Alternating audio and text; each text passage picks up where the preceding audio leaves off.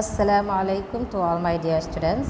I am Fazila Parekh from Aimullah High School, Standard 10, subject Hindi.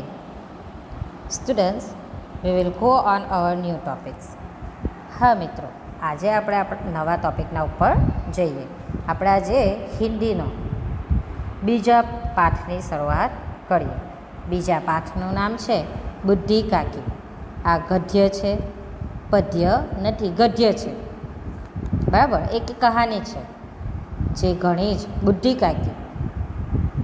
આ કહાની છે તે પ્રેમચંદ્ર લેખક દ્વારા લખવામાં આવી હતી. આ ગુજરાતી લેખક છે જેઓ ઘણા જ ફેમસ છે. ફેમસ એટલે કે નામી છે.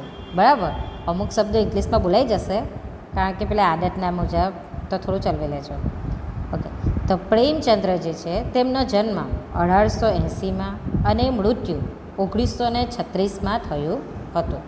પ્રેમચંદ્રનો જન્મ ઉત્તર પ્રદેશમાં વારાણસી નજીક લમ્હી નામના ગામમાં થયો હતો. તેમનું મૂળ નામ ધનપતરાય હતું.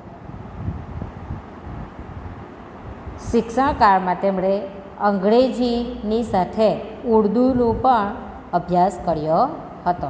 કેટલા વર્ષો સુધી તેઓએ શિક્ષણ વિભાગમાં સબ ડિપ્ટી ઇન્સ્પેક્ટર રહ્યા. પછી તેમણે નોકરી છોડી દીધી અને પોતાનું સ્વતંત્ર લેખનની શરૂઆત કરી. તેઓ ઘણા જ મહાન વ્યક્તિ છે. તેમણે પોતાના જીવનકાળની અંદર ઘણા ઉપન્યાસ, કહાનીઓ અને નાટક લખ્યા છે. તેમણે અન્ય ભાષાઓને અનુવાદ કરી નિબંધ પણ લખ્યા છે. તેમજ બાળકોને ઉપયોગી એવા સાહિત્યની પણ રચના કરી છે. આપણી જે ભણવાનું છે જે પાઠ બુદ્ધિ કાકી, એ પ્રેમચંદ્રની દયનીય વૃદ્ધોની અવસ્થા, એટલે કે વૃદ્ધ વ્યક્તિઓ, જે વૃદ્ધો છે, ઘરડા લોકો, તેમની જે અવસ્થા છે તેના ઉપર આપણું ધ્યાન ખેંચાય તે રીતે આ પાઠ તેમણે લખ્યો છે. આ જે પાઠ છે તે આ જે કહાની છે ઘણી જ સારી છે. તમે વાંચશો તો તમને એમ પોતાને એવું થશે કે રિયલમાં પણ આ રીતની કોઈની સાથે થઈ શકતું હોય. હા બાળક, થઈ શકતું હોય છે. આ જે પાઠ છે બુદ્ધિ કાકી, તેની અંદર આપણે એનો સાર જોઈ લઈએ. बुद्धि काकी उन असहाय और दयनीय व्यक्तियों की व्यथा है जिन्हें परिस्थितिवश मजबूरी में अपनी संपत्ति किसी अन्य को सौंपनी पड़ती है और खुद उसकी कृपा पर जीना पड़ता है. बुद्धि काकी पति और नवजवान बेटे के मृत्यु के पश्चात अपने एकमात्र भतीजे के वादों पर विश्वास करके अपनी संपत्ति उसके नाम कर देती है, पर थोड़े दिनों के बाद ही यह स्थिति हो जाती है कि उसे पेट भर भोजन भी मुश्किल हो जाता है.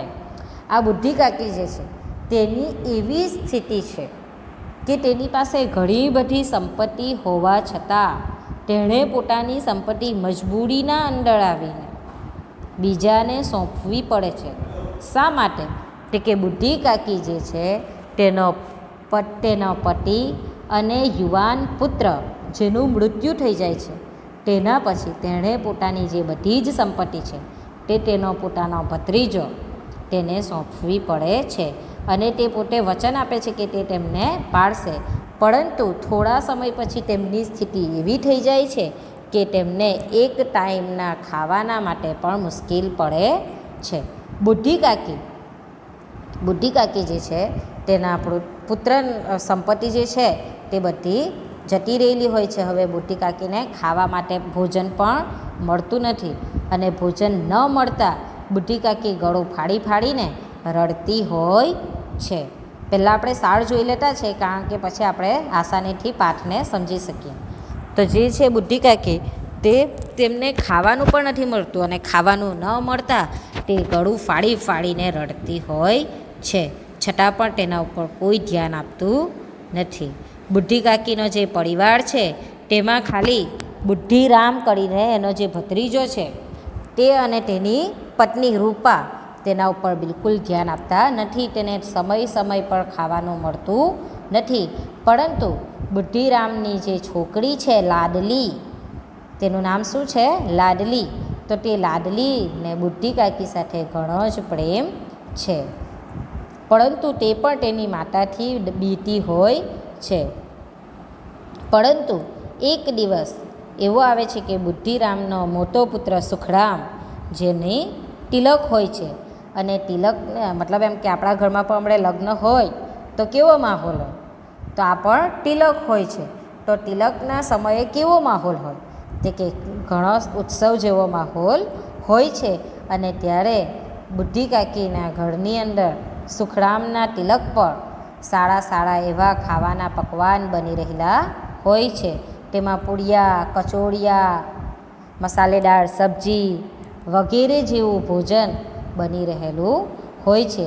અને તેની સુગંધ બુઢી કાકીની કોથળીમાં, કોથળી એટલે કે થેલી નહીં, પેલો જે ઝૂંપડું જેવું આવે ને, તો તેની અંદર જઈ રહેલી હોય છે. અને આ જે સુગંધ છે તે બુઢી કાકીને ઘણી જ બેચેન કરી દે છે.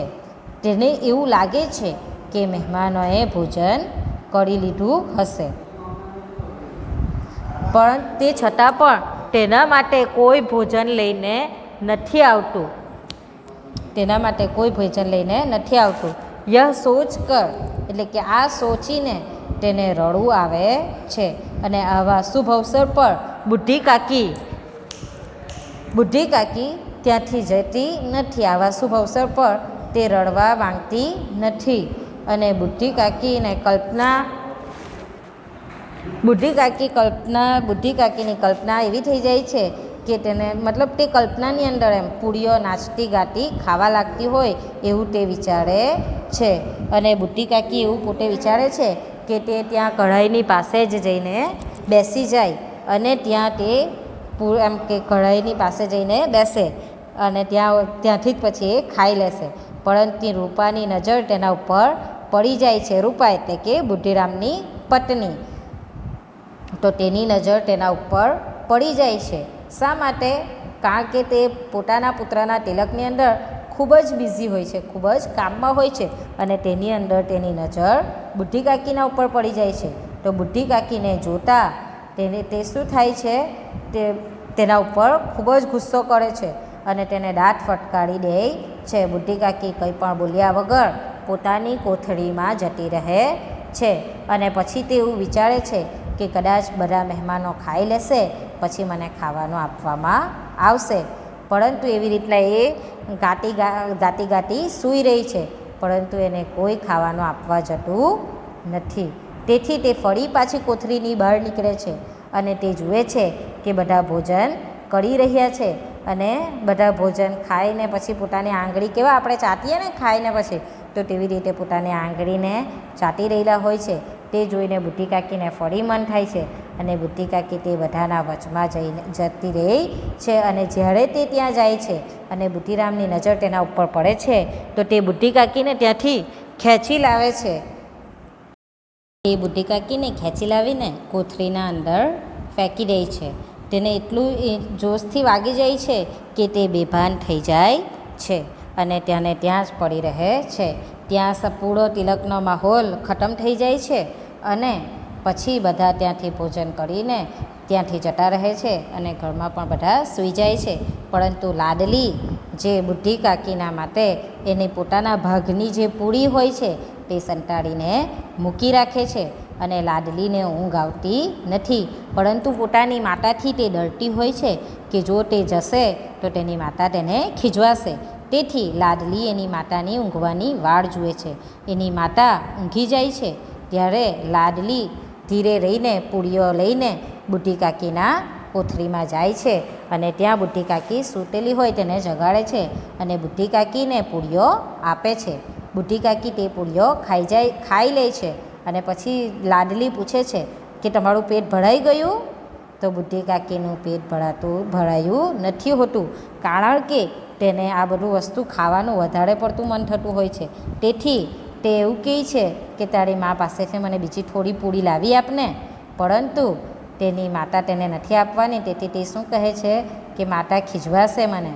પછી બુઢી કાકી લાડલીને કહે છે કે મને જ્યાં બધા વાસણો છે, જૂઠા વાસણો પડેલા છે બધા, ત્યાં મને તું લઈ જા. બુઢી કાકીથી રહેવાતું નથી અને લાડલી હાથ પકડીને તેમને ત્યાં લઈ જાય છે.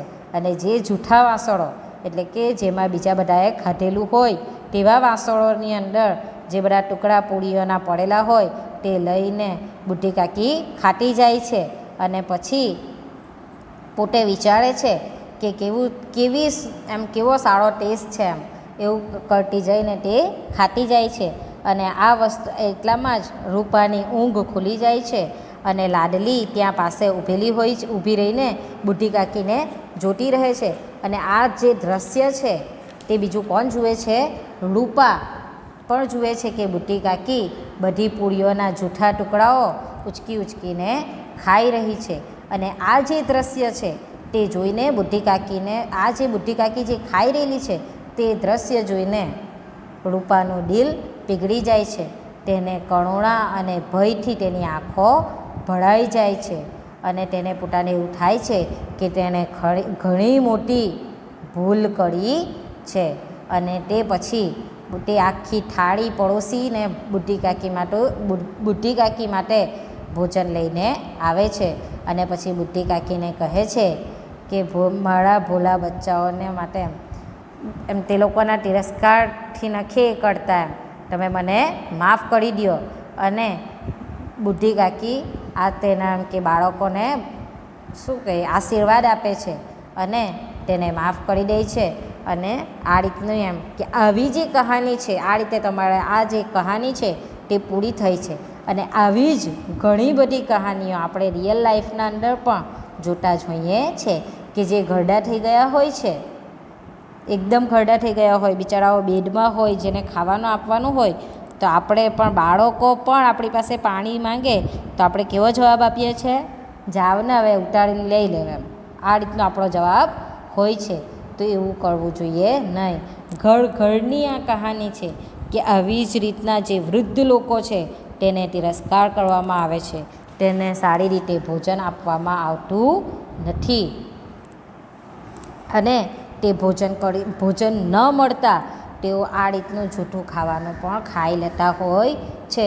આપણે જૂઠા ખાવાનાની જ વાત કરીએ તો જે ગરીબ વ્યક્તિઓ છે તે લોકો આ પ્રકારનું જૂઠું ખાવાનું ખાતા જ હોય છે, ખાતા હોય છે ને. ચાલો હવે આપણે આપણા પાઠના તરફ જઈએ. આજે આપણે અડધો પાઠ જોઈશું અને આવતીકાલના એમાં અડધો પાઠ જોઈશું. बुढ़ापा बहुधा बचपन का पुनरागमन हुआ करता है. बूढ़ी काकी में जीभ के स्वाद के सिवा न और कोई चेष्टा शेष थी और न अपने कष्टों की ओर आकर्षित करने का रोने के अतिरिक्त कोई दूसरा सहारा ही. समस्त इंद्रियां हाथ और पैर जवाब दे चुके थे. जमीन पर पड़ी रहती और घर वाले कोई बात उनकी इच्छा के प्रतिकूल करते. भोजन का समय टल जाता या उसकी मात्रा कम होती अथवा बाजार से कोई वस्तु आती और न मिलती तो वो रोने लगती थी. उनका रोना सिसकना साधारण रोना न था, वे गला फाड़ फाड़ कर रोती थी. બુઢાપો એટલે કે વૃદ્ધાવસ્થા. બરાબર, વૃદ્ધાવસ્થા કેવી છે? તો કે વૃદ્ધાવસ્થા એક પાછું બચપન જ છે આપણું. આપણે બચપનમાં કેવા હોઈએ છીએ? એકદમ જિદ્દી. મને આ નહીં મળ્યું તો મેં એમ કરવા, મને આ નહીં થયું તો મેં રડવા, મને એમ નહીં આપો તો મેં ખામ નહીં. બરાબર, આપણે આપણા મમ્મી પપ્પાને આ રીતે ધમકી આપીએ ને, તો તેવી જ રીતે જે વૃદ્ધાવસ્થા છે તે પણ એક પ્રકારનું બચપન જ છે. આપણે જાણે કે આપણું બચપન પાછું વળી રહેલું હોય એવું લાગે છે. બુઢી કાકીને કોઈ પણ વસ્તુની ચેષ્ટા ન હતી. તેમને ખાલી જીભના સ્વાદ સિવાય બીજી કોઈ વસ્તુની પરવા ન હતી. તેમને એમ કે તેમની સમસ્ત ઇન્દ્રિયા એટલે કે બધી જ ઇન્દ્રિયા જાણે કે જવાબ દઈ ચૂકેલી હતી એમ. તેમને ખાલી ભોજનના સમયના ઉપર તેમને ભોજન ન મળે અથવા તો પછી બજારમાંથી કોઈ સારી વસ્તુ આવેલી હોય અને તેમને ન આપવામાં આવે તો તે રડવા લાગતી હતી અને એમનું રડવાનું કંઈ સાધારણ ન હતું. તે જોર જોરથી એમ રડતી હતી, એમ ગળું ફાડી ફાડીને રડતી હતી, એમ જ રડતી ન હતી. उनके पति को स्वर्ग सिधारे बहुत वक्त हो चुका था. बेटे तरुण हो होकर चल बसे थे. अब एक भतीजे के सिवाय और कोई न था. उसी भतीजे के नाम उन्होंने अपनी सारी संपत्ति लिख दी. बुद्धिराम ने सारी संपत्ति लिखते समय खूब लंबे चौड़े वादे किए, किंतु वे सब वादे केवल कुली डिपो के दलालों के दिखाए हुए सब्ज बाग थे. यद्यपि उस संपत्ति की वार्षिक आय कम न थी, तथापि बुद्धि काकी को पेट भर भोजन की कठिनाई से मिलता था. આ બુદ્ધિ કાકી જે છે તેના પતિ જે છે તે સ્વર્ગ સિધારી ગયા હતા, એટલે કે તેમનું મૃત્યુ થઈ ગયું હતું અને તેમનો પુત્ર તે પણ યુવાનીની અંદર જ જતો રહ્યો હતો. હવે તેમની પાસે ખાલી કોણ હતું? તેમનો એક ભત્રીજો જ હતો, તેના સિવાય તેમનું કોઈ હતું નહીં. તેમના ભત્રીજાને તેમની પાસે જે સારી સંપત્તિ હતી, બધી જ સંપત્તિ, જમીન જાયદાદ જે કંઈ પણ હતું તે બધું પોતાના ભત્રીજાના નામ કરી દીધું હતું. બુદ્ધિરામને સારી સંપત્તિ એટલે કે જ્યારે એમ કે બધી સંપત્તિ લખાવડાવતો હતો એ બુદ્ધિ કાકી પાસે, ત્યારે ઘણા લંબા ચોળા એટલે કે સારા એવા મોટા મોટા વાયદા કર્યા હતા. પરંતુ એ બધી એમ લાઈક દલાલો એની શીખવેલું હોય. આપણે કહીએ તો હમણાં આપણે એવા બધા વાયદા કોણ આપણને શીખવે કે વકીલ પાસે જાય તો ત્યારે એમ કે હા તારે આ કરાવવાળો આ કરવું પડે, તે કરવું પડે. તેવી રીતના બધા મોટા મોટા વાયદાઓ કરેલા હતા. તે બધા જાણે કે દલાલોએ શીખવેલા હોય તેવી રીતે તે બધા વાયદાઓ કરીને બુદ્ધિ કાકી પાસેથી બધી સંપત્તિ પોતાના નામે લખાવી લે છે. તે બુદ્ધિ કાકીની વાર્ષિક જે સંપત્તિ છે તેની વાર્ષિક ઇન્કમ એટલે કે પૈસા પણ આવતા હતા, છતાં પણ બુદ્ધિ કાકીને એક ટાઈમનું ભોજન પણ પેટ ભરીને કષ્ટથી મળતું ન હતું.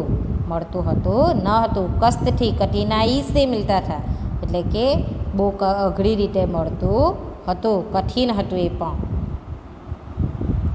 संपूर्ण परिवार में यदि काकी से किसी का अनुराग था तो वह बुद्धिराम की छोटी लड़की लाडली थी.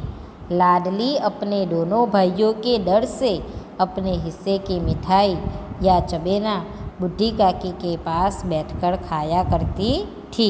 यही उसका रक्षा घर था. और यद्यपि काकी की शरण उनकी लोलुपता के कारण महंगी पड़ती थी, तथापि भाइयों के अन्याय की तुलना में कहीं सुलभ थी. इस स्वार्थानुकूलता ने उन दोनों में सहानुभूति का आरोपण कर दिया था. એટલે કે બુદ્ધિ કાકી જે છે તેનાથી સંપૂર્ણ પરિવારથી એમને કોઈ લેવા દેવા હતી નહીં બુદ્ધિ કાકીની સાથે, કારણ કે બુદ્ધિ કાકીએ તો ઓલરેડી જમીન જાયદાદ બધું જ આપી દીધેલું હતું. પછી બીજાને શું ફિકર હોય? આપણા ઘરમાં પણ એવું જ કરે છે બધા. આપણા ઘરની હું વાત નથી કરતી, મોટાભાગના લોકોના ઘરની અંદર એવું જ કરવામાં આવતું હોય છે કે મા બાપ જમીન જાયદાદ લખીને આપી દે, પછી જો મા બાપને પોયરો રાખે તો તે માનવાલાયક કહેવાય. પણ અહીંયા તો એને તો પોતાની ઓલાદ તો છે જ નથી, એમનો ભત્રીજો છે, તો તે કાથી જોવાનો હતો? તે શું કરવા માટે જોવાનો હતો?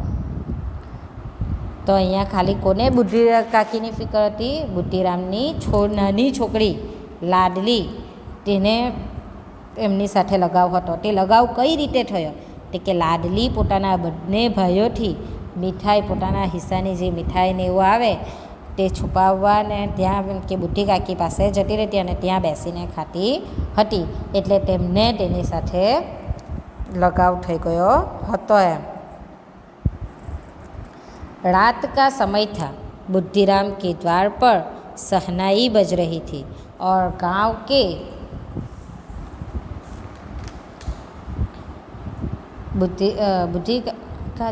रात का समय था. बुद्धिराम के द्वार पर शहनाई बज रही थी और गांव के बच्चों का झुंड विस्मयपूर्ण नेत्रों से गाने का रसास्वाद कर रहा था. रातनो समय હતો. બુદ્ધિરામના દ્વાર પર એટલે કે દરવાજે શહેનાઈ તિલકનો માહોલ હતો. એના પોતાના પુત્ર જે છે તેનો તિલક હોય છે, એટલે શહેનાઈ વાગી રહેલી હતી અને બધા ગામના બાળકો ઝુંડમાં એટલે કે ટોળે થઈને ગાયનો ગાતા જઈને તેની અંદર રસ લેતા, આનંદ માણતા, રસાસ્વાદ એટલે કે આનંદ करता હતા। आज बुद्धिराम के बड़े लड़के सुखराम का तिलक था, यह उसी का उत्सव है। घर के भीतर स्त्रियां गा रही थी और रूपा मेहमानों के लिए भोजन के प्रबंध में व्यस्त थी। भट्ठिया पर कढ़ाई चढ़े थे, एक में पुड़िया कचौड़ियाँ निकल रही थी, एक बड़े पतीले में मसालेदार सब्जी पक रही थी। घी और मसालों की सुगंध चारों ओर फैली हुई थी। આજે બુદ્ધિરામના ઘરની અંદર શું હતું? એનો છોકરો છે મોટો સુખરામ, તેના તિલકની વિધિ હતી। આજે એમના ઘરમાં ઉત્સવ હતો અને ઘરની અંદર બધી સ્ત્રીઓ જે ભેગી થયેલી હોય તે શું કરી રહેલી હતી? તે કે ગાઈ રહેલી હતી અને મહેમાનો માટે, અને રૂપા જે છે એટલે કે બુદ્ધિરામની પત્ની રૂપા મહેમાનો માટે ભોજનનો પ્રબંધ, ભોજનની વ્યવસ્થા કરી રહી હતી, તેમાં બિઝી હતી, વ્યસ્ત હતી। ભઠ્ઠીઓ એટલે કે ચૂલાઓ ઉપર કઢાઈ ચડેલી હતી, એકમાં પૂરી બની રહેલી હતી, કચોડિયા બની રહેલી હતી, એક મોટા તપેલાની અંદર મસાલેદાર સબ્જી એટલે કે મસાલાવાળું બરાબર એમ શાક બની રહેલું હતું। ઘી અને મસાલાની સુગંધ चारों तरफ फैलाई रही हती। बुढ़ी काकी अपनी कोठरी में बैठी हुई थी, यह सुगंध उन्हें बेचैन कर रही थी। बुढ़ी काकी वे मन ही मन सोच रही थी, इतनी देर हो गई कोई भोजन लेकर नहीं आया, मालूम होता है सब लोग भोजन कर चुके हैं। यह सोचकर उन्हें रोना आया, परंतु अपशुकन के डर से वो रो न सकी। બુદ્ધિ કાકી પોતાના ઘર રૂમમાં એમ કોથળીમાં એટલે કે પોતાના રૂમમાં બેઠી એમ બેઠેલી હતી એમ ને ત્યાં એને આ સુગંધ જે બધા ખાવાનાની જે સુગંધ આવતી હતી તે તેને શું કરતી હતી? બેચેન કરી રહેલી હતી। મનમાં ને મનમાં તે વિચારી રહેલી હતી, મનમાં ને મનમાં તે સોચી રહેલી હતી કે કોઈ મારા માટે ખાવાનું લઈને કેમ નથી આવતું। મને એવું થઈ રહેલું છે કે બધાએ ભોજન કરી લીધું છે। આ વિચારીને એને રડવું આવી રહેલું હતું, એને રડવું આવતું હતું, પરંતુ અપશુકુન એટલે કે બુરા શકુન કંઈક ખરાબ થવું, તો તે એમ કે કંઈ ખરાબ ન થાય તે માટે તે રડતી નથી એમ। દાખલા તરીકે હિન્દુ લોકોની અંદર તો બહુ બધું માનવામાં આવે ને એમ કે શકુન અપશકુન, કાળી બિલાડી જો આપણે આગળ રહીને જતી રહે તો અપશકુન થઈ જાય, દૂધ ઉભરાઈ જાય તો અપશકુન થઈ જાય, તેવી રીતના કોઈ એમ કે રડે એમ। તો આ તિલકનો માહોલ હતો અને આવા માહોલની અંદર જો બુદ્ધિ કાકી જોર જોરથી રડવા લાગે તો શું થઈ શકે? અપશકુન થઈ શકે ને। તો તેવા બીકથી બુદ્ધિ काकी रड़ती नहीं। बुढ़ी काकी की कल्पना में पुड़िया की तस्वीर नाचने लगी। खूब लाल लाल फुली फुली नरम नरम होगी। कचौड़िया में अजवायन और इलायची की महक आ रही होगी। एक पूड़ी मिलती तो जरा हाथ लेकर देखती, क्यों न चलकर कड़ाह के सामने ही बैठूं। इस प्रकार निर्णय करके बुढ़ी काकी उकड़ू बैठकर हाथों के बल सरकती हुई बड़ी कठिनाई से चौखट से उतरी और धीरे धीरे रेंगती हुई कढ़ाई के पास आ बैठी। यहाँ आने पर उन्हें उतना ही धैर्य हुआ जितना भूखे कुत्ते को खाने वाले के सम्मुख बैठने में होता है। बुढ़ी काकी जे छे ते पोते एम के खावानुं एने मळतुं नथी, एम पेली सुगंधथी एमने पोते एकदम ए तिल मिलाई जाय छे एम के कोई खावानुं मने आपवा नथी आवतुं ने ए विचारी विचारीने एने रड़वुं आवे छे, पण अपशुकन न थाय तेना कारणे ते रड़ती नथी। अने तेमनी अंदर आपणे पण कल्पनानी अंदर क्यांना क्यां जता रहे, इमेजिनेशन कल्पना एटले के आपणे विचारवाना एमां आपणे शुं शुं बधुं नवुं नवुं खाई लईए। दाखला तरीके हमणां आपणने पाણીપુરી होટલનું ખાવાનું ન મળતું નથી, લૉકડાઉનને કારણે ઓછું મળે છે બરાબર, તો આપણે સ્વપ્નમાં જઈને ઇમેજિનેશનની દુનિયાની અંદર જઈને બધું ખાઈ લેતા હોઈએ છીએ ને, તો તો તેવી જ રીતે અહીંયા બુઢી કાકી જે છે તે પોતાની કલ્પનાની અંદર તસવીરમાં તસવીર એટલે કે ફોટાની અંદર એની અંદર પૂરીઓ નાચવા લાગી હોય એવું તેમને લાગે છે. અને પૂરીઓનું અહીંયા વર્ણન કરેલું છે બુઢી કાકીએ. કઈ રીતે વર્ણન કરેલું છે તે કે ખૂબ લાલ લાલ પૂરીઓ કેવી છે, એકદમ લાલ લાલ, ફૂલેલી નરમ એવી પૂરી અહેમ. કચોરિયાનું બી વર્ણન કરેલું છે તે કે કચોરીની અંદર અજવાયણ અને ઇલાયચીની જાણે કે મહેક આવી રહેલી હશે. પૂરી જાણે કે અગર જો મને મળતી એમ તો હાથમાં પકડીને એમ તેને મહેસૂસ કરતી એમ. દાખલા તરીકે એમ આપણા હાથમાં પકડીએ તો કેવી નરમ છે કે કડક બનેલી છે એવું આપણને આઈડિયા આવે. તો તેવી જ રીતે અહીંયા બુઢી કાકી પોતે એવું વિચારી રહેલી છે કે અગર જો મને પૂરી પકડવા મળતી તો મેં મારા હાથમાં પકડીને તેને મહેસૂસ કરતી, હાથ લેકર દેખતી, એટલે કે હાથમાં લઈને હું તેને જોતી. પછી એ જાતે જ એવું વિચારે છે કે ક્યું ન ચલકર કડાહ કે સામને ही બેઠો, એટલે કે કેમ નહીં એમ મેં જાણે જઈને એમ કે કઢાઈની પાસે જ બેસું એમ, એવા પ્રકારનો તે નિર્ણય કરે છે. અને પછી બુઢી કાકી એકઠું બેઠકર હાથોમાં, એટલે કે હાથથી એમ એનાથી એ ચાલી શકતી નથી, પોતાના હાથના બળથી સળગતી એટલે કે સરતી એ કઠિનાઈથી ચોખટ એટલે કે એના રૂમનો દરવાજો પસાર કરે છે. અને રેંગતી એટલે કે હળે ને આપણે પેલા કેવા નાના બાળકો કેવા હળીને એમ કે આગળ વધે, પેલો આપણે કહે ને કે ગૂંઠણીએ પડીને બાળક આગળ વધતું જાય, તેવી જ રીતના આ પણ રેંગતી આગળ કઢાઈ સુધી પહોંચે છે. અને પછી ત્યાં જઈને જાણે કે પેલું કૂતરાને કેવું, કૂતરાના સામે એમ કે ખાવાનું એમ કોઈ ખાઈ રહેલું હોય તો તે કૂતરાને એમ કે એમ ધૈર્ય આવે, એમ સુકૂન મળે કે કોઈ ખાઈ રહેલું છે તો હવે તેની પાસે જઈને એ બેસે તો તેને સુકૂન આવે. કેવી રીતના સુકૂન આવે કે જાણે કે હવે એને ખાવાનું મળશે, એને પણ ખાવાનું આપશે, એવી રીતના જાણે કે તેને સુકૂન આવી રહ્યું હોય એવી રીતના તે જાણે કે ત્યાં બેસી જાય છે, એમ સમ્મુખ બેઠે એમ, એટલે કે ત્યાં ખાવાનું બની રહેલું છે ત્યાં એ પોતે બેસીને તેને એવું લાગી રહેલું છે કે જાણે કે તેને સુકૂન મળી રહેલું છે, તેની અંદર ધૈર્ય આવી ગયું એવું તેને ફીલ થાય છે.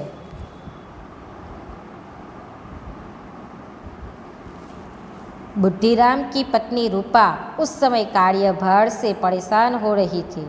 कभी इस कमरे में जाती, कभी उस कमरे में, कभी कहाड़ के पास आती, कभी भंडार में जाती. बेचारी अकेली दौड़ते व्याकुल हो रही थी, झुंझलाती थी, कूदती थी, परंतु क्रोध प्रकट करने का अवसर न पाती थी. इस अवस्था में उसने बूढ़ी काकी को कड़ाह के पास बैठे देखा तो जल उठी, क्रोध न रोक सके. જુઓ, બુદ્ધિરામની જે પત્ની છે તે કામમાં ખૂબ જ વ્યસ્ત છે, કારણ કે પોતાના પુત્રનું તિલક હોય તો ઘરમાં કામ તો હોય ને. હમણાં આપણા ઘરની અંદર પણ આપણા ભાઈ કે બહેનની શાદી હોય તો આપણા મમ્મી કેટલા વ્યસ્ત થઈ જાય, બિઝી થઈ જાય ને એકદમ. તો તેવી જ રીતના અહીંયા પર બુદ્ધિરામની પત્ની જે રૂપા છે તે તેના ઉપર ખૂબ જ કાર્યભાર એટલે કે ખૂબ જ કામનો બોજ હોય છે, તો તેનાથી તે પરેશાન થઈ રહેલી હોય છે. ઘડીકમાં પેલા કમરાની અંદર જાય તો ઘડીકમાં બીજા કમરામાં જાય, ઘડીકમાં કઢાઈ પાસે જાય તો ઘડીકમાં ભંડારમાં જતી એમ. બિચારી એકલી દોડીને વ્યાકુલ થઈ રહેલી છે એમ. ઝુંઝલાતી કૂદતી એકદમ તે શું થઈ રહેલી છે એમ, હવે એમ કે ગુસ્સોને આવી રહેલો છે. કૂદના એટલે કે મનમાં દુઃખ થતું છે એમ, મતલબ આપણને એમ કંટાળો આવતો હોય ને, કામ કરવાનો ગુસ્સો આવતો હોય તેવું તેને થઈ રહેલું છે. તેને જાણે કે ગુસ્સો આવી રહેલો છે, પણ આવા અવસર પર તે ગુસ્સો કરી શકતી નથી.